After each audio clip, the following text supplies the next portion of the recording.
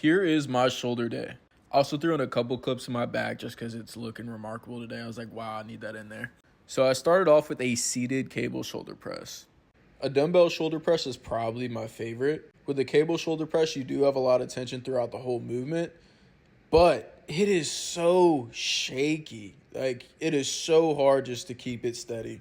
That's why I like the dumbbell variation better. But I like starting off my shoulder days with the shoulder press because it gets a lot of front delt activation as well as side delt activation as well. Most of the time when people make faces like that in the gym, I think they're exaggerating, but I really wasn't on that machine. I did one set of the shoulder press and I did 2 sets of lateral raises. With this one, my form's a little bit more loose, using a little bit of momentum. Honestly, just because I like training this way. Also, when you're doing lateral raises, you don't need to have your arms completely straight out. What's going to matter most is that your elbow is moving out to the side because that's what's going to work the lateral delt.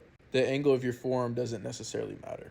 For my second set, I dropped the weight, doing more slow and controlled reps. Then after I wasn't able to do any more controlled reps, I started, just pumping them out and then went into some partials as well.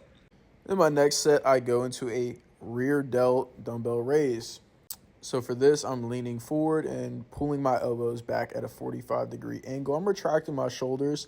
This isn't to get the muscles in between my shoulder blades, more just so I get a bigger squeeze in my rear delt. I did 1 set of this, 2 sets of reverse pec deck I didn't record, and 1 set of front raises and a cable shrug.